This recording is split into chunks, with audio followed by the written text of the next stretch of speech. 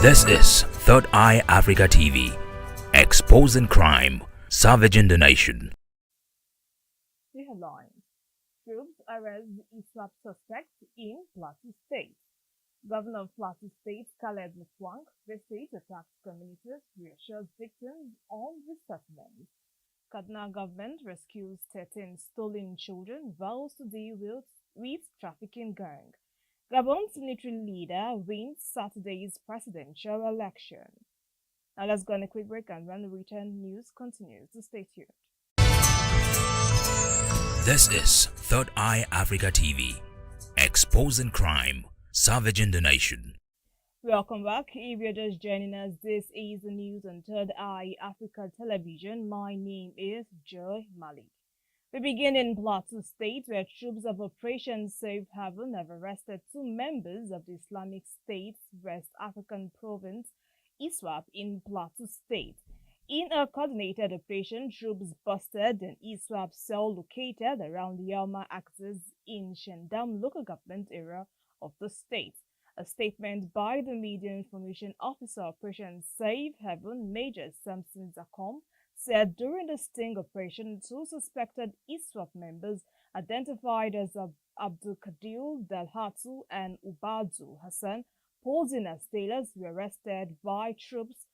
Preliminary investigation revealed that the arrested suspects were mandated by ISWAP commander to use the cover of tailoring to facilitate the establishment of ISWAP base in Plateau and Bauchi State. The suspects, according to the statements, are in custody for further action. Meanwhile, the governor of Plateau State, Caleb Mutfwang, has conducted an on-the-spot assessment of communities recently attacked and displaced in Bokas and Mango local government areas by suspected headers. Governor Mutfwang visited Hartu, Daho, and other severely affected areas where he interacted with internally displaced persons, IDPs. The governor, visibly moved by the harrowing conditions, especially those of women and children, encouraged the displaced residents not to abandon their ancestral lands to strangers and land grabbers. He emphasized the need for unity, resilience, and vigilance in the face of adversity. While addressing youth in the communities, the governor urged them to resist distractions and channel their energies towards protecting their people, as they are the future leaders of the areas. Speaking to displaced persons, Mutfwang reaffirmed his administration's commitment to rebuilding the destroyed communities and ensuring the safe return of all displaced persons to their homes. And on child trafficking now to Kaduna State, the government has rescued 13 children who were allegedly stolen from the state and sold to child traffickers in Kebbi, Calabar, and Cross River State, Enugu, and Anambra State. Now, the State Commissioner for Human Services and Social Development, Rabi Salisu, disclosed it during a press briefing. He said that the victims were first taken to an illegal orphanage home in Abuja, the nation's capital, from where they were taken to other states by a child trafficking syndicate currently at large. The Kaduna State government, in collaboration with security agencies, were able to rescue the children, most of whom were kidnapped a few days after birth. Presently, they are unable to identify their locations, having been stolen and sold as infancy. According to the commissioner, 5 members of the kidnapping syndicate currently in custody confessed that their gang leader operates an orphanage which serves as a temporary shelter for the stolen children before they are later sold to prospective buyers in the southern parts of the country. And in Benue State, the governor, Reverend Father Hyson Aliyah, has announced plans to hold security summits in his attempt to end insecurity in the state. Now, Governor Aliyah made this known at Government House Makurdi while interacting with the advisory team sent by the Chief of Defense Staff to look into the security situations in the state. He said Benue State has faced increased attacks in recent times with targets on specific local government areas. The governor added that his administration has held series of important meetings with the Office of the National Security Advisor adding that the committee was already in place working with the state and private sector to have a Benue State Security Summit. While still planning for the summit, he said he had strengthened the civil protection guards to help the conventional security agencies to put an end to the killings and displacement of people in the state. The governor thanked the Chief of Defense Staff, General Christopher Musa, for his efforts in ensuring that peace returned in Benue State. Now, the Nigerian Army Ilorin has emerged victorious in the highly competitive 2 Division Inter-Brigade Corporal and Below competition held at the 12th Brigade Headquarters, Lokoja. The participating brigades include 4th Brigade Bini, 12th Brigade Lokoja, 22 Armored Brigade Ilori, 32 Artillery Brigade Akure, 42 Engineer Brigade Ede, and 2 Division Garrison Ibadan. The 5-day competition was designed to enhance combat proficiency, leadership skills, and teamwork among soldiers. Announcing the result, the chief of the competition, Colonel Adeniyi Adebayo, said 22 Brigade emerged first position with cumulative points of 430, while 12th Brigade came second with 400 points, and 42 Engineer Brigade clinched third position with 380 points. In his closing remarks, the General Officer commanding 2 Division, Major General Ubina, who was a special guest of honor, commended the participants for their passion, skills, and professionalism. He said the competition was not only timely but key in improving the combat readiness of the soldiers. And on illicit drugs, the National Drug Law Enforcement Agency, Kano State Commander, has detained 22 suspects in possession of various quantities of illicit substances during a series of coordinated raids across the state. Now, the command's public relations officer, Sadiq Mohammed, disclosed this in a statement in Kano. He said the arrests are part of intensified efforts by the state commander Abubakar Idris Ahmed to combat drug-related crimes in the state. He added that substantial quantities of assorted illicit substances, including cannabis sativa and various locally made arms, were recovered during the raid. He also noted that investigations were ongoing to identify the dealers among the suspects, and those found culpable would be charged in court accordingly. Now let's go on a quick break, and when we return, we continue with business and foreign news. So stay tuned. This is Third Eye Africa TV, exposing crime, savaging the nation. Welcome back. And on business news, the Republic of Guinea is inviting Nigerian businesses to participate in a series of ongoing mega projects worth an estimated $20 billion. The call was made by the Guinean president to Nigeria, Siaka Siseko, while speaking with journalists at the Guinea embassy in Abuja. Siseko urged Nigerian companies to explore sectors where they have expertise and a competitive edge, highlighting the opportunities available in Guinea's development initiative. He underscored the potential for collaboration between the two West African nations, particularly in mining and infrastructure. He noted that many Guinean entrepreneurs often travel to countries such as India and Pakistan in search of smaller scale investments ranging from $5 million to $10 million, which he said are also available in Nigeria but remain untapped due to a lack of information. Four Nigerian banks are Access Bank, United Bank for Africa, First Bank, and Polaris Bank are already operational in Guinea, reflecting existing financial ties between the two countries. Now, Nigeria's President Bola Tinubu met with the U.S. State Department Senior Advisor for Africa, Massad Boulos, in Paris, France. The special advisor told the president on information and strategy, Bayo Onanuga, who made this known in a statement, said this: the U.S. envoy discussed regional security, including working together with partners to build a durable peace in Eastern Democratic Republic of Congo. He said they also discussed expanding opportunities for economic cooperation throughout Africa. And that's all on businesses. Let's go on a quick break, and when we return, news around the world continues. So stay tuned. This collation center is a fabrication of our own ideas that collation center becomes superior to result coming from a polling unit. We must have an election that represents the true wishes and aspirations of our people through the ballot. And elections must stop at the polling unit. You can't have election at the polling unit. People have cast their vote. Elected members have been elected. It's uploaded to the new technology that we're using, the IRF and the Beavers. And then you get to collation center, you see another result like it happened in the Edo. We must now go back to section 88 of the Constitution, which gives only the National Assembly, not EFCC, not ICPC, not the police, not the DSS or the National Security Advisor. They don't have such powers. Only the National Assembly has the power to carry out investigation of funds that have been allocated, that have been approved by the federal government through the budget, the appropriation act enacted by the National Assembly. Pleasure being with you, our viewers.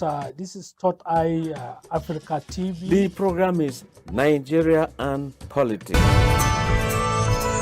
This is Third Eye Africa TV, exposing crime, savaging the nation.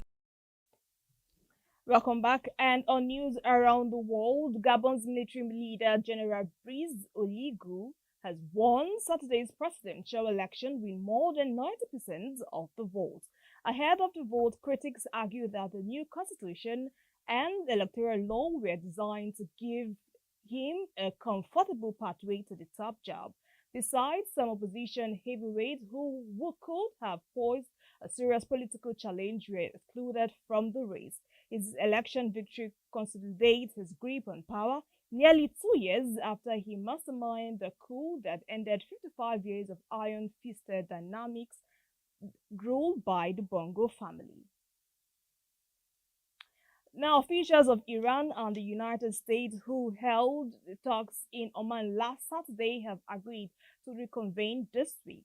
The dialogue was meant to address Tehran's escalating nuclear program with U.S. President Donald Trump threatening if there is no deal. Iranian Foreign Minister Abbas Araghchi posted on his Telegram channel that his delegation had a brief encounter with its U.S. counterpart, headed by Trump's Middle East convoy Steve Witkoff, after they exited the indirect talks mediated by Oman. He said the talks, first between Iran and the Trump administration, took place in a productive and positive atmosphere. Meanwhile, a statement by the White House said U.S. Special Presidential Envoy Steve Witkoff had instructions from President Trump to resolve the two nations' differences through dialogue and diplomacy, if that is possible. Now let's go on a quick break, and when we return, news continues. So stay tuned. This is Third Eye Africa TV, exposing crime, savaging the nation. Now, to end the news, let's take a look at our major stories. Troops arrest ISWAP suspects in Plateau State. Governor of Plateau State Caleb Mutfwang visits attacked communities, reassures victims on resettlement. Kaduna government rescues 13 stolen children, vows to deal with trafficking gang. Gabon's military leader Brice wins Saturday's presidential election. And that's the bulletin for this hour. Next up, it's time to switch gears. Stay tuned for our exclusive interview segment with Bevan. Remember, security is everyone's responsibility, and if we accept that, we might just be able to make the world a better place. Stay safe out there. I am Joy Malik. Good morning.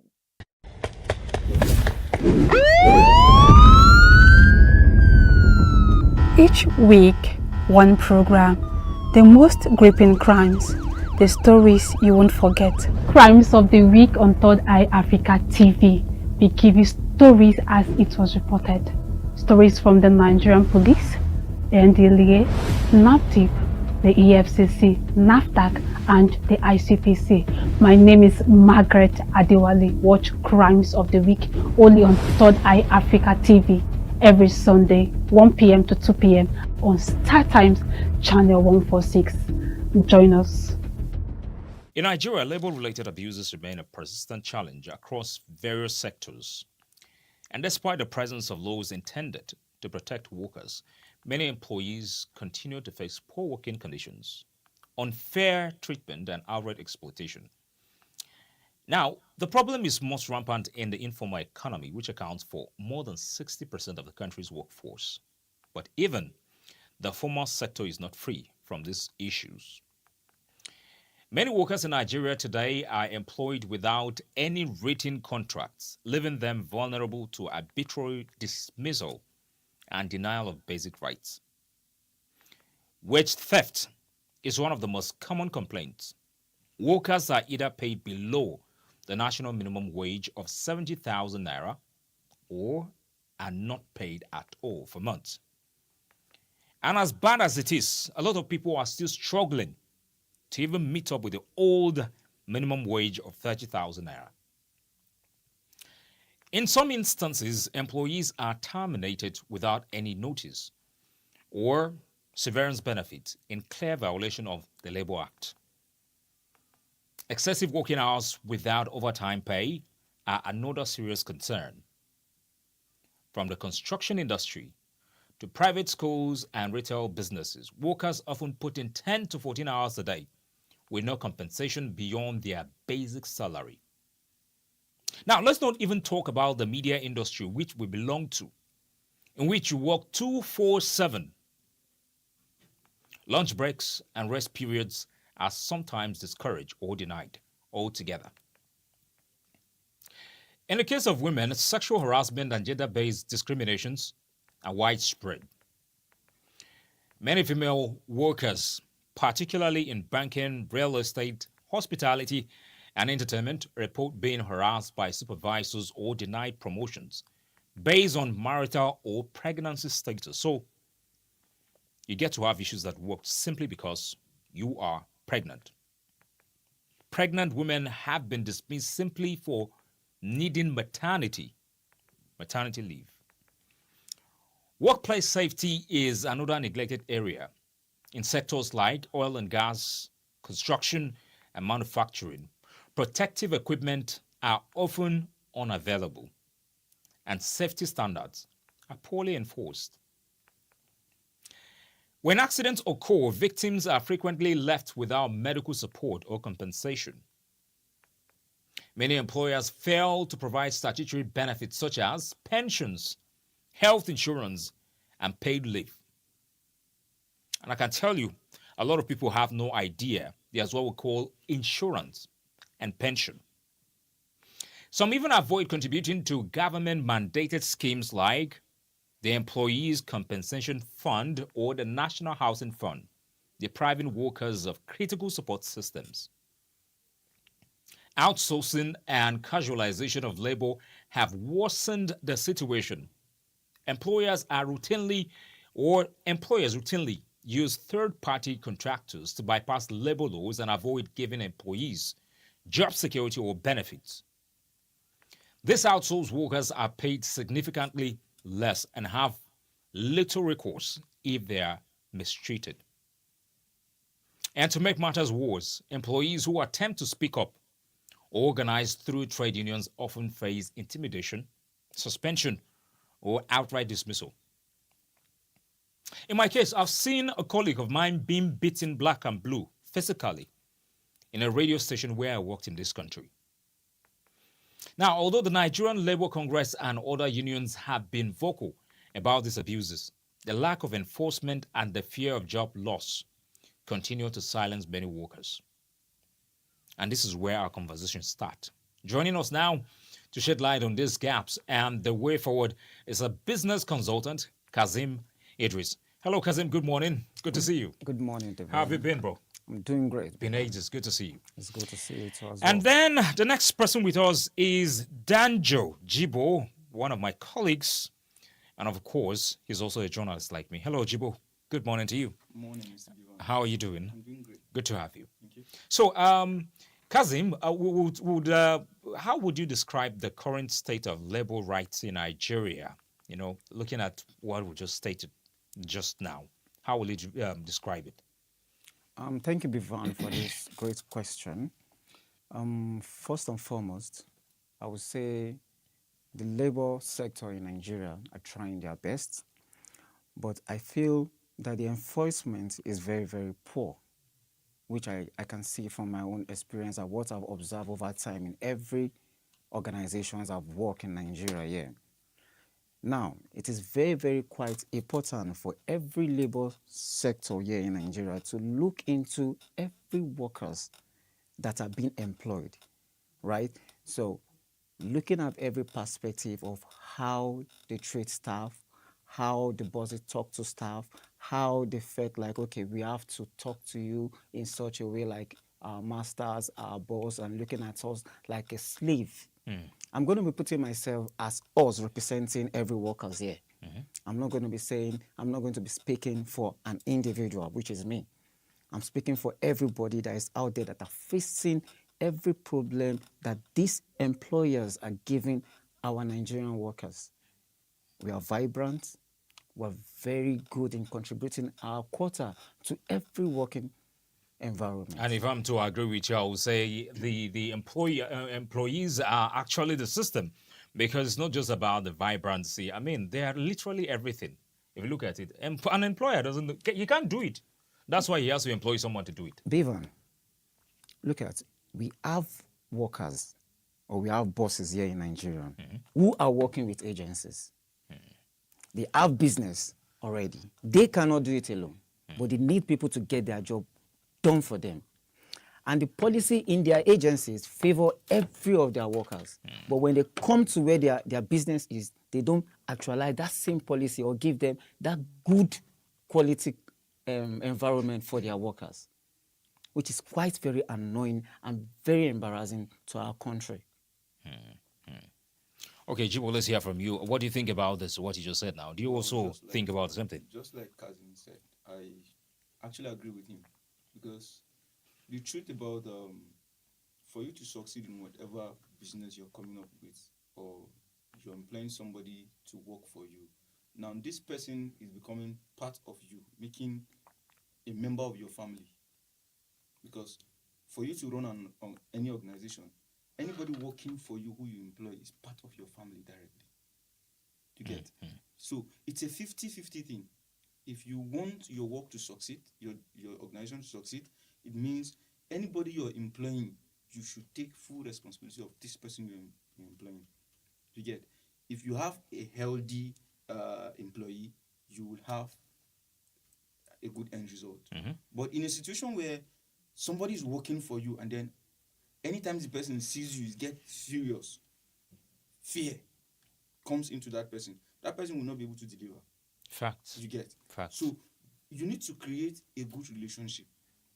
Like I said, it's a 50-50 thing. Okay, so have you ever experienced something of that nature? I was talking about it earlier, and then I gave an example of when I was in a radio station somewhere in Nigeria here. And the boss asked me to do something, but let me even start that. It was a colleague of mine that he asked to do something. And I don't know what happened. I think it has to do with payment or something. The guy said, look, there's no money. I can't do it. Trust me. From the threats, I never knew the guy was going to carry out his threats. I saw my roommate then being dragged out of the room without a shirt, being beaten, being kicked, being humiliated. And in the long run, the guy went back to the job. Yeah. Now, I got to find out that it's a usual occurrence. It's something normal. They have institutionalized an abuse process. And, I personally, when he said he threatened he was going to do the same thing to me, I shook my head. I said, no, it's not going to happen. So I found my way out of that system. So have you ever experienced something of that nature, Kazim? Yes, I have. In fact, that was the main reason I had to call you, Bevan. Very, very important. I can tell you for sure, I've worked in different factories here in Nigeria, not just Abuja alone, Lagos, Maiduguri, Yobe State.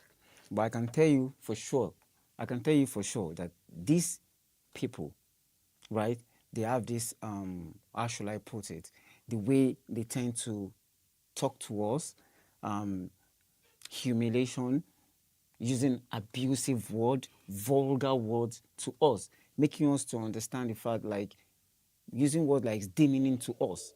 In fact, there was a time I told my boss and making him understand the fact that, hey, there is a need to actually introduce what we call mental stress. Let us discuss with my workers, because obviously I'm actually a business consultant and I have workers working under me. It got to a stage that I have to be fighting my boss to pay salaries. It's as crazy as that. Paying my boss, you have to pay salary. In fact, I have to do all the whole strategy to making the account, give salary advice before the time they are supposed to pay salary. According, I can say that it is mandatory for every organization or agency to pay the salary of every worker before the end of the month, either 27 or 28. But now they make it get to the next month on the 7th. Reason be why. And without explanation. Without explanation. You know, they don't give an explanation without an apology, without anything. No apology. You know, sometimes they feel they are doing you a favor, and then they fail to understand that without you, this business they feel is making them what they are will not work. Because the truth is, most of these people who owns businesses cannot even. They don't even know anything about the businesses in the first place. So just like you said, I've experienced such. I've worked in other media houses, you get, where if you are not there, nothing works. I will tell you, I've worked in a media house where the distance between the office and my house is not up to 500 meters. But I've spent 3 good months in that office without seeing the sky. You get? I can't go to my house. Reason is because as soon as you go out, the process will fail. You get? So, but then, to some point, we lost our boss. Okay. So the wife took over. And then this is somebody who doesn't know anything about media. All they care about is deliver, let's make money. And then do you understand?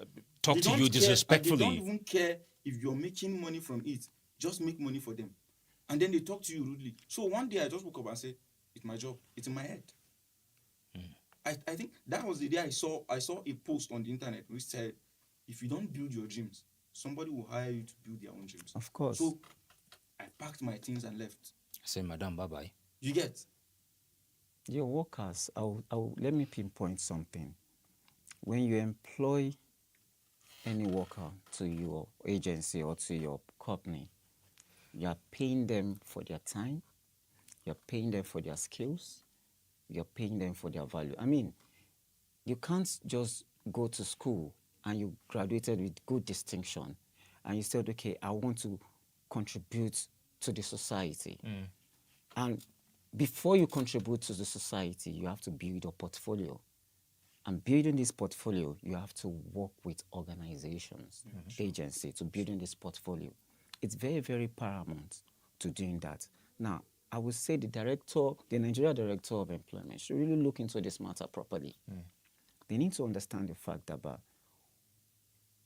new graduates, they are coming into the society where it's comfortable for them. We are not supposed to be complaining like this. We are supposed to be opening generational wealth for them, making them to understand that, oh, seriously, when you work in the Nigeria sector or you work for any agency, these are the things you are going to benefit.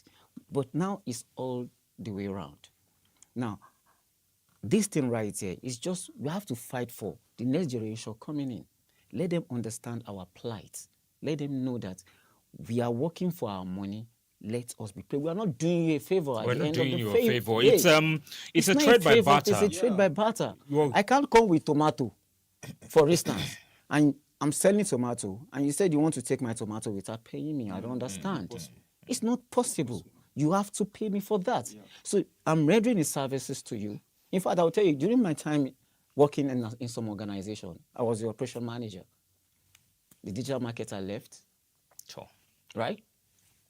The content creator left, right?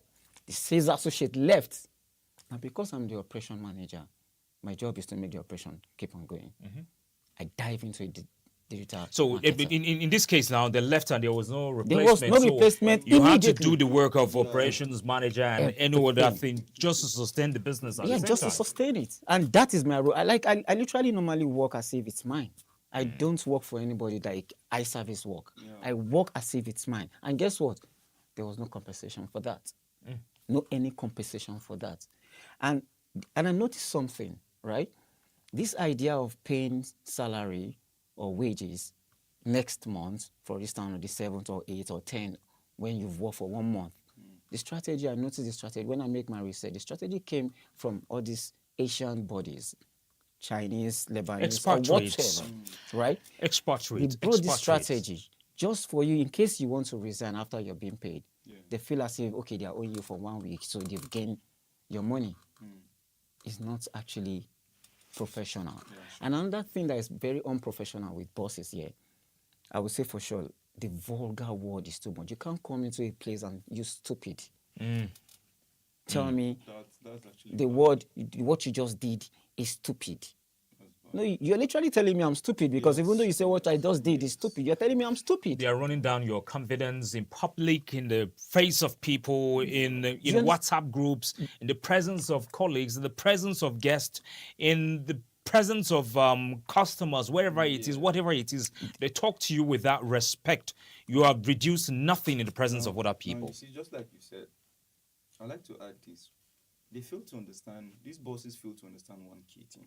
Just like I said earlier, they barely know the jobs. You do the jobs. You interact more with the customers. Because most times they are not around. So, these people you've employed knows all of your customers. If these people break out tomorrow and start up something, they will run you down. They'll become your competitor. Do you understand? Yeah, of course. So, you need to keep a good relationship with these people working for you. But they fail to understand that. And then one of the things I'll blame the employees is, see, in Nigeria, we take things for granted. You get? Somebody wants to employ you. I understand the hardship and whatever. Everybody's looking for what to do. But we fail to sign contracts and we fail to understand what we are But signing. even if the contracts are signed, do you understand? Listen, if you sign a contract you really understand well, I don't think somebody will come and intimidate you. And most of the contracts, you have option when you are signing a contract. You are given a contract. The contract does not favor you in any way. That's what And I'm even saying. if it favors you in any way, in the long run, the guy or your employer can decide to, manipulate the whole process. So, and what I'm driving at is the fact that are these labor laws, are they really, really in place, or it's lack of implementation? Eventually, Let me quickly come into that. They are in place, but they are not enforced. So whose fault? Now, I will bring an instances of I'll bring Very Dark Man to this conversation, for instance. Okay. Why? Very Dark Man went to one of those francophone countries, right? He saw kids from Nigeria that are asked to do social workers, and at the end of the day, they were into some prostitution, whatever. Now, they saw Very Dark Man, which is a very, very bad statement. Now, you can see what the Very Dark Man, he came out, he said, I gave Dabiri 1 week to get those kids back. Now, this is an individual that is laying enforcement to an agency called Napkin. NAPTIP, thank you very much. Now, you can see how that alone is working. That's because he's an icon. To me, I see that guy as an icon already. He's an authority when it comes to enforcement. Exactly. You either enforce it or you face embarrassment or you face the law. You understand? We are not seeing that here in Nigeria. And guess what? Most of these bosses, they are scared. It's just that you have not seen the right person to speak out. yes. I can tell you for sure, before you want to pay any salary of your staff, we have to threaten you. It's not supposed to be like that. Not supposed to. It's unprofessional. Right? So I would say, before I'm going to be leaving this show, there's going to be solution. There's definitely going to be solution that we need to do. And this is the solution I'm proposing. Right? Now, we have human resource management in Nigeria that have a lot of agencies. Right? Now, when you're sending a staff to any of these agencies, it shouldn't be the bosses to employ staff. It should be the work of this. That is why we have HR agency everywhere in Nigeria. Employ the staff, give that staff 3-month probationary period, monitor their KPIs, look at the way they are working. If it is not okay with the boss, right, send a report, I'm not enjoying this staff. But for the period of that 3 months, right, pay them. Irregardless, I'm not enjoying your services. But you know, I know places where even if you are letting the staff go, the number one thing you need to do is you pay them 3 months in advance. Is that not how it's done? When you are laying off someone, that's how it's supposed to be. You don't just lay off someone and then you say the person go, or the person has worked for 28 days. No, as long as that person has, the labor laws are there, you are the one laying off. Yeah. And that's why in most instances, when you are resigning in most organizations, you forfeit your 1 month yes, salary yes. and whatever it is. So how many people even know that? When you are being laid off, you're supposed to be paid in advance. Honestly, I can tell you for sure. I'm just hearing that because I'm in Nigeria. If I was in USA, I would know everything about it. Because why? Because I will tell you, there is an employee handbook that has been given to any staff that comes in. Now, what I do is, if I've read this handbook, now I'm looking for the part that is going to benefit me. I don't care whatever policy has been put in. What is going to benefit me is when I meet the target, you pay the bonuses. And guess what? Funny enough, they don't pay bonuses. Yeah, just like you said. Do you understand? Just like you said, I think understanding like you said, you go through the handbook to understand what benefits you. Yeah. You remember I said in the beginning, I said it's a 50-50 thing. You get. I don't think we should just understand what benefits us. Now that's where the trick is. The trick is in what does not benefit Does not you. benefit The trick is you. in what does not benefit you.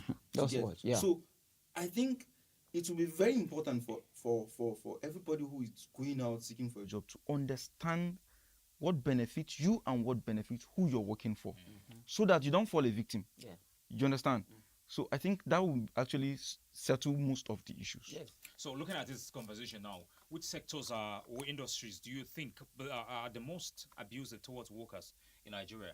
Now, I made mention of real estate, construction, banking, which other ones? Business owners. See, the Business business owners owners. are all just the ones that are causing this problem. Business Are owners. you sure it's business? Because even the corporate organizations are also doing the same thing. I don't think there's any... Well, but you barely find that in the corporate organization. Do you know I work with Nigeria Bureau of Statistics as a voluntary staff, yeah? Liaising with UNICEF. I can tell you the chief of the Maiduguri field office, we call them by name. I think that's a corporate organization. So as well, because we call them by name, there's nothing like discrimination or sir. They don't like the word sir. Yeah. In fact, it's part of their Titles. code of conduct that you don't call any staff sir, down to the cleaner. So I brought the same strategy to every place I'm working. Please don't call me Oga. Call me Kazim. Yes. It's as simple as that. You need to. You know, that helps build a mutual understanding. Mutual understanding. You Let get. them want to tell you their problem.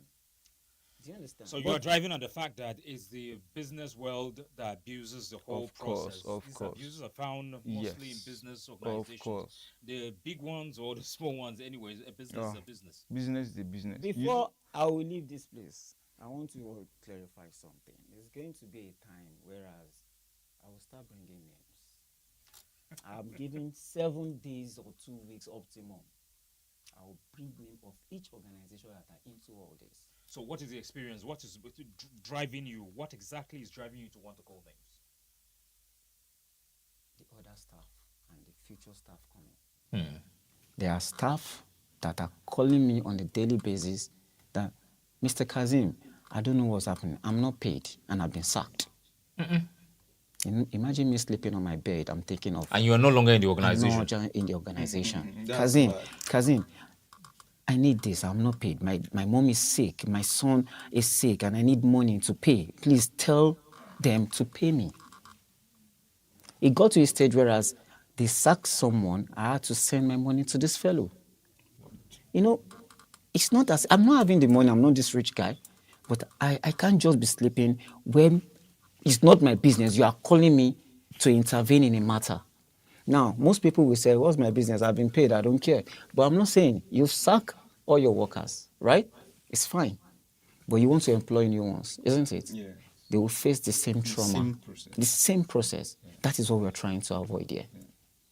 That is my main goal. You know, you just reminded me of a guy that owns a supermarket here in Abuja. Now, every 3 months, you go in there, the faces of workers you see are different from the ones you're going to see next month. And I took interest based on observation. I said to myself, I asked the longest serving staff there who was there for like 5-6 months. And I was like, where is everybody? He said, Oga fired them. Luckily, I ran into one of them in the market and then I asked the same question. I said, what happened? He has fired us. You and who is mentioned. So in a year, that guy fires at least 22 people. And then he brings in a new set of people. Now, the kind of people he employs are between the ages of 16 to 22 maximum. And most of them, no certification, just secondary school leavers, or some of them are not even done with secondary school. And then he goes ahead to fire them, or employ them within the shortest possible time, and then he fires them. And it makes me feel like, just like you said, I think it's high time we start calling names. When you see something, you say something. We cannot allow people to keep on ruining. We understand that there's poverty, things are rough, things are tough out here in the country. We cannot allow this to continue. Javon, let me tell you something real quick. The funniest part of it is that when you talk out, they quickly label this is a character or defamation of character. That's just the word you're using right now. Now, this is the sweetest part. The sweetest part of this thing is when you report me, I'm talking about do the right thing. And you report me to police telling me they filed a petition against you that you've committed a problem of a defamation of character, which is a crime in Nigeria. Now, I'm enjoying this. It's not even a criminal offense, it's a civil offense.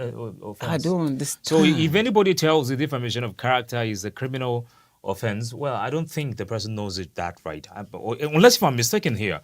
But I believe that defamation of character should be a civil offense, not a criminal one. We say this thing is a Nigeria problem. We will not end in Nigeria, but most of the problem, yes, quite all right. We are talking about Abuja employers.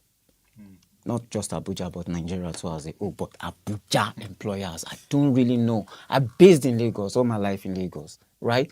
And when I've worked with men and bosses that they give you a sense of humor and they motivate you and said, you are going to just get there. Keep on doing what you know how to do best, right? But when you come to Abuja, I don't know what's wrong with the business owners. It's like as if you are just doing them a favor. It's like there was a period where they would tell you fraud alert. We don't steal. A transaction that is electronic all through, how will there be fraud alert? And do you know the funniest thing about business? If you have a business, right, and you employ staff, trust me, you are going to have somebody that will always outsmart you. Sure. If you are expecting 100% of profits and you have workers, please start expecting 70%. Or less. Or less. You won't get 100%. Of course. You always find a way to. This is happening because, in the first place, they are not getting paid adequately. Yes. Adequate payment. If you pay them well, you pay me well, why am I stealing from you? If you do me well, why will I steal from you? That's what I'm saying. If you pay me very well, look at, I always tell business owners, right? See, you can make someone work for you for free. And they won't collect salary. I'll tell you why. I've done that before. I'll tell you the strategy. Now, when you're working with your staff, always use empathy at all times. When your staff come to you and they said, boss, you've not paid me for like 2 months now. Oh, yes, I understand. You know the level of what is happening, but if you have any problem, please let me know. I'm definitely going to assist you. Now, this worker now come to you and says, sir, my mom is sick and I need to make some payment or what. Oh, fine. Immediately, you transfer money to solve that problem at that point in time. Now, when it's time to pay the salary, when you already stand out on yourself, you now pay this person full with bonus. I see no reason where workers will want to steal from you. See, I agree with you. That's a smart strategy, like you said. Like you said, if you keep a good relationship, there are people who are out there who will work for you for free. For free. I can tell you that, you know. There are people I've done a lot of jobs for, a lot of projects for. And see, there are times I'll be working for somebody who has paid me money.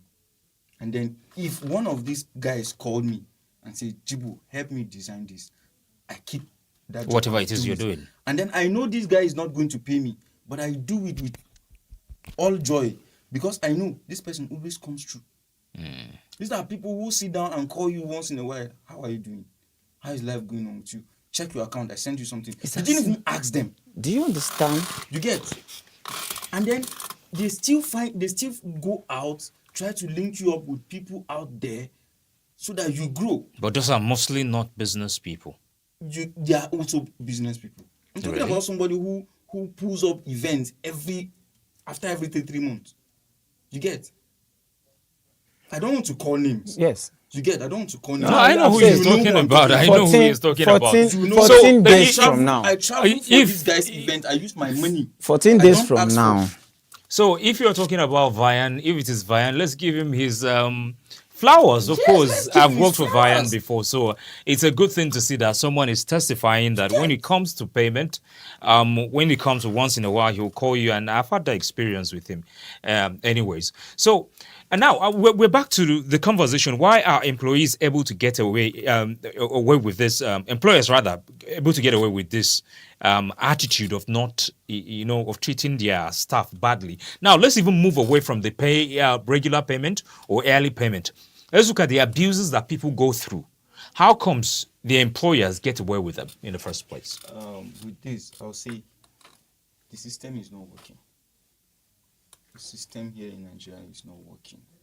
Because if you're working for somebody now... So when you say the system is not working, is it the legislation or the execution? Both legislation and execution. But the legislation has stated it clearly there. Yes. It's easier said than done. Okay. You get. Now, these people who own this business, they will always find their way out. Because one thing, you working with them, they abuse you.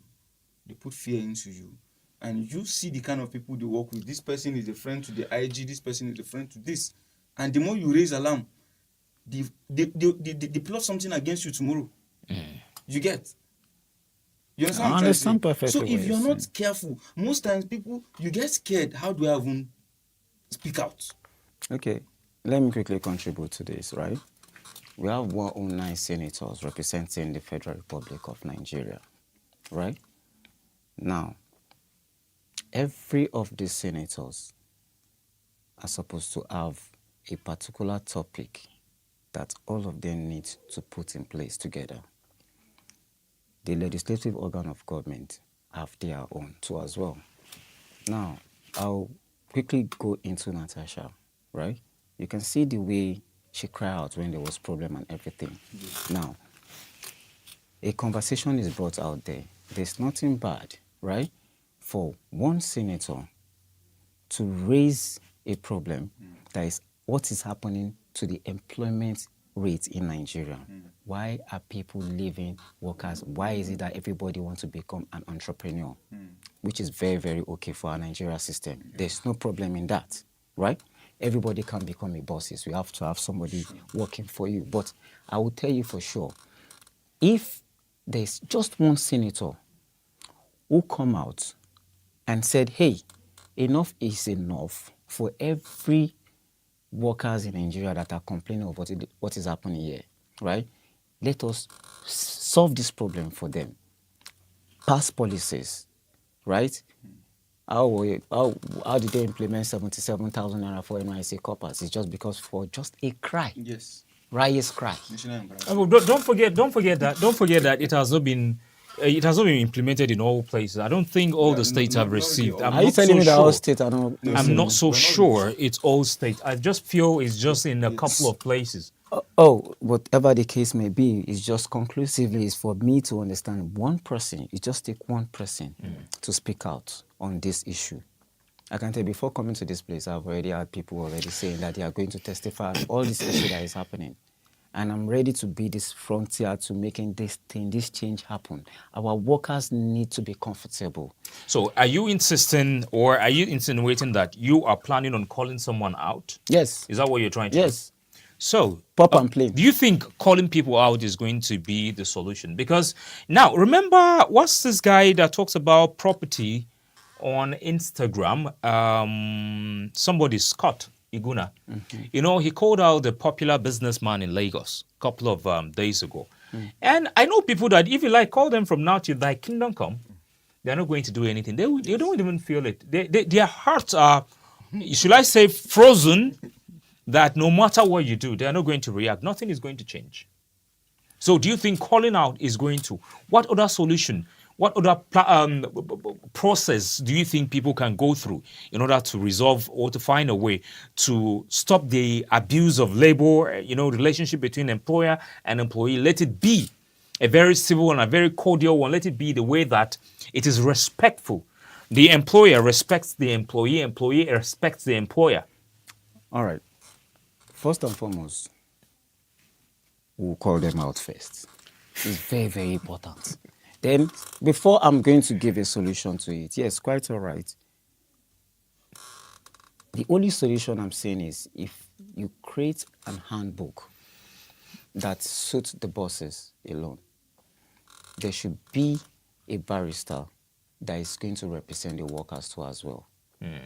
When you submit an handbook, right, it should be that a barrister that is going to represent every legal representative practitioner to represent every employer here in Nigeria to say, okay, you've submitted this, before you are going to be employed, go and look for a barrister and give it to them. So and you don't have to pay. Interpret it for, and you don't have to pay. Yes. You don't have to pay. Do you understand? You don't have to pay. Payment is another No, you don't have to pay. Do you know why? You don't have to pay. Or I will be the one to pay. Be the employer. Yeah, the employer should pay, because if you can say that you want to test. I'm sorry. In case you want, I'm sorry. Wait, you are going to say yours. In case if you can pay for testing Kazim, maybe he has any sickness or anything, you can do all that, everything. And pay for his lawyer. You could pay for my lawyer and check everything too. Let us be equal. I understand what you're saying. Yeah. It's important for that to happen. But if we say the employer should pay, that's where the black magic will come to play. Because he is paying a lawyer he knows. You don't know the arrangement he has. No, what Kazim is saying. I understand him very well. What Kazim is saying, I am employing you, right? Yeah. I will give you the liberty to go and get your own lawyer, get anybody, any legal representative, so that the person will look at the terms and conditions of employment. I understand you very well. And then I will be the one to pay. I understand you very well. Just like Kazim said, see, if you are not careful, you go and bring somebody that the employer will use money and buy. It soon get to that stage. It will. This is Nigeria. Let me tell you, brother. I will tell you. This is Nigeria. Look, as you're not collecting 1 billion naira, brother. Do you understand? See, you're collecting less than 500,000. Just like you are saying, if you can pay for this person to be tested and whatever, we've seen jobs in this country where you go for the job interview, you're fit, and then when it gets to that medical stage, they go and give you a result that is not yours, just for your name to be replaced. You get? So the same thing will happen when if you are replaced. Did you speak out? No. That is what I'm talking. That is why I'm here. That's why the only idea I buy now is we begin to call out names. Speak out, call names, let the Nigeria regulators on whatever employment should look into this matter. We want to make employees to be very comfortable in every place. Not just comfortable. Now you are focusing more on the payment aspect of it, which I understand. There are other abuses that take place in the workplace. Thank you very much. Okay, I know we've addressed the mannerism in which employers talk to the employees, and it is really, really disheartening.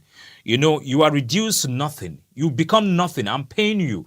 So I can call you a stupid person. I can call you a fool. I can call you any other kind of name.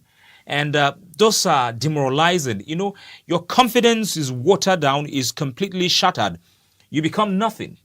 Now, the physical abuse is there. I made mention of the fact that I had a colleague. I saw him being beaten. This is not a made-up story. As a matter of fact, we reconnected last weekend on a job. No, this week, actually, on a new project that I'm working on. And now, we have the not just physical, the psychological, and in some cases, I worked in a place where the guy, if he say you were ill, he will say, go and get the medical report. Now, I will tell you any day, anytime. If you work with someone who asks you and you say you go to the hospital and the person is asking you to submit your medical report, please do anything, do whatever you can. Get someone to get that person, because a medical report is supposed to be a personal property. Yeah. It's not meant for you. It's not meant for your boss. Yes. It's not meant for your employer. It's a personal belonging. As a matter of fact, it is illegal. It is wrong for you to say you're carrying out a test on someone before you employ them. Are they physically fit? You ask them about their health, or even if you want to know about this thing, please make sure you don't get to give in details. The result comes to you first. The result comes to you first for what? I know you're trying to protect yourself, but what about the fact that you're abusing this person's rights? So where do we blur the line? I understand there are cases where people, especially house helps, you go ahead and do this the most helpless in the society. You're employing a house help. You're employing a driver. And the first thing is you want to check and see their HIV status. What do you want to do with their HIV status? Yeah. So if you know that you don't trust them, go ahead and do the work yourself. But I don't think it's right for you to want to obtain somebody's medical records in the first place. I understand you want to protect yourself. But please, how do you get to protect this person? Or how do you expect this person to protect himself? Okay, you protect yourself. I want to protect myself. Well, Kazim and Jibo, let's have some last words before we sign out. For that, I wouldn't want to be speaking about house help or driver. It is a personal issue to them. I'm going to be speaking for people that are graduates. When I'm getting to that stage, I know how to tackle that part.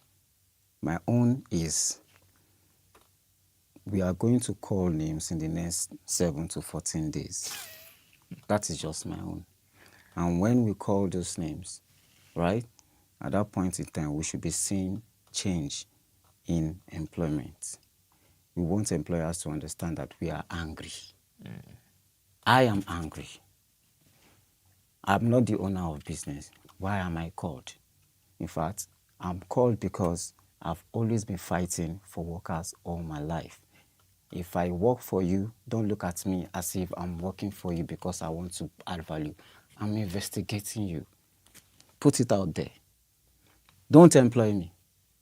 If you don't employ me, somebody will still employ me because I'm doing the right thing. Because the way you are going to perceive me is different from the way another person is going to perceive me. So that's it for today. Jibo, let's hear from you.